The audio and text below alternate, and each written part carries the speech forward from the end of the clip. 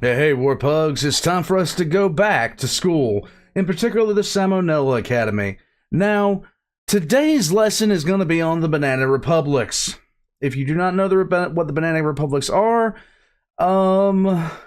we did a couple of bad things. We did a little bit of bad things. I'm just saying, it takes a lot to get entire governments to fall because of a single company. But anyhow, War Pugs, Salmonella is excellent.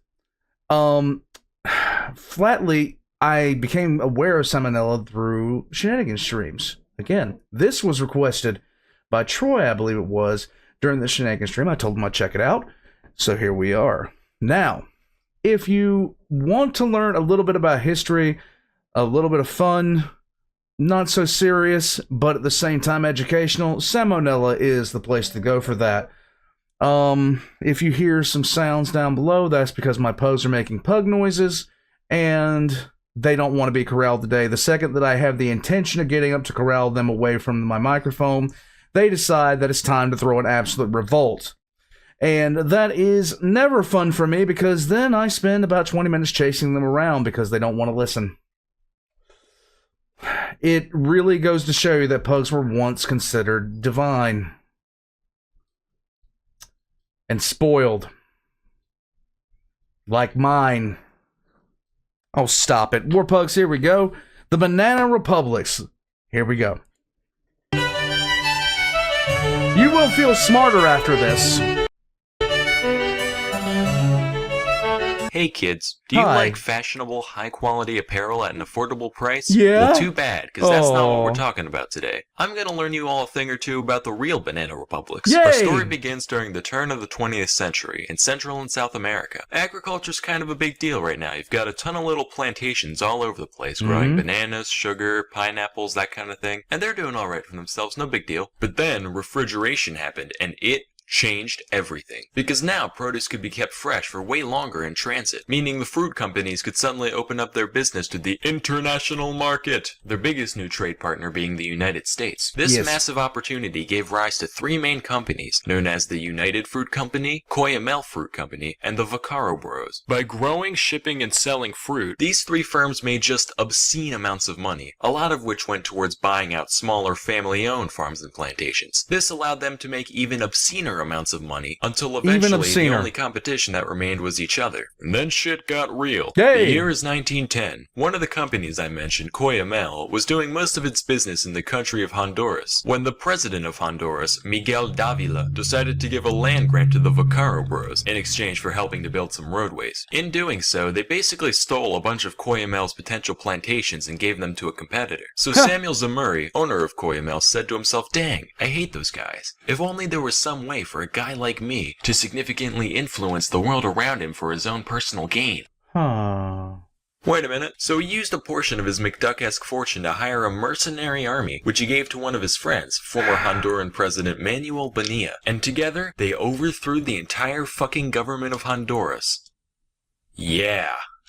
Should've called it Cuyamel. Anyway, Bonilla took power and gave very generous concessions to Coyamel and United as thanks. But then America saw this, and they were like, "Hey, that's not very freedom of you, young man." To which Zemery replied, "It's okay, we're gonna help this country succeed. After all, politics and business are essentially the same thing." While I suppose it's not our place to be policing the governments of other nations, yet, still Yeah. though, maybe. Oh, also, nanners. Alright, I'm sold, do what you There want. you So go. with their interests secured, the businesses continued to thrive and expand. But since they got cut so many breaks by the government, very little of their commerce actually ended up benefiting Honduras as a whole. In fact, the national debt of Honduras got so bad that the government ended up not being able to perform a lot of its functions. So in response, the three fruit companies stepped in and said, "No worries, we got this," and decided to basically build the nation's infrastructure for them, including roads, railways, shipping lines, telegraphs, telephone lines, radio towers. They even switched the whole country off to the US dollar. Keep in mind, this wasn't out of the goodness of their hearts. It was mostly just to make their own businesses function more efficiently. But And remember, this is about bananas. was helpful either way. Anyway, now, not only did they have total power over their plantations, but also a monopoly over nearly every major industry in the country. Many other Central American nations soon followed this pattern, creating a corrupt sort of symbiosis whereby the fruit companies get huge tax breaks and land grants in exchange for a modernized infrastructure and payoffs to the rich minority. And so, the banana republics were born. Sounds like a pretty sweet gig, right? And it was.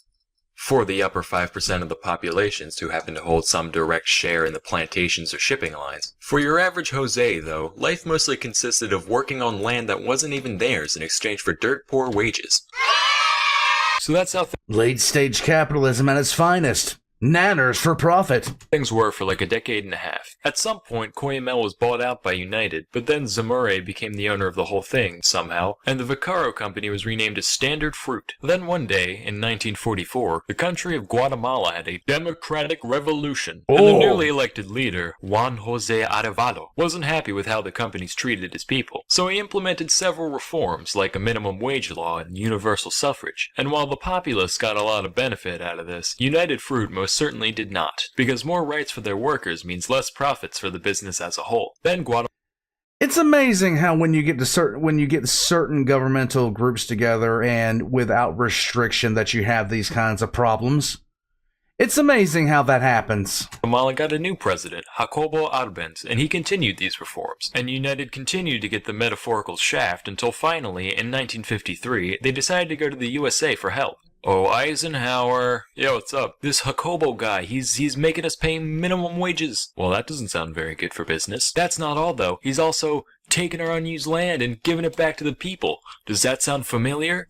Oh dear. You don't think? By the way it's looking, Dwight, I'd say he's a dirty, oh god, collectivizing, no, commie. Commie! Oh! Commie! Yeah, go get him, Dwight.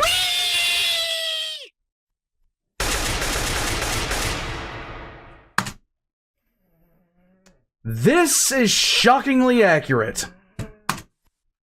Holy shit, you actually did it. World Star! And from that point onward, Guatemala was ruled by a series of US-backed dictatorships all the way up until 1996. This kind of situation happened in several other places and times as well, almost always driven by some combination of red fear and yellow love. I won't give any more details for the sake of time, but that doesn't mean they weren't big deals. So you might be wondering, where did these companies go? Surely the clan of banana shenanigans can't still be around today. They are. That's where you're wrong. They're still in operation, just under different names. Standard Fruit changed their name in 1991 to become none other than Dole Food Company. You know, when I was a kid, I used to play a lot of Super Monkey Ball, and I used to wonder, what kind of cruel tyrant would just stick an ape in a ball for their own amusement? Well, Which ones wouldn't?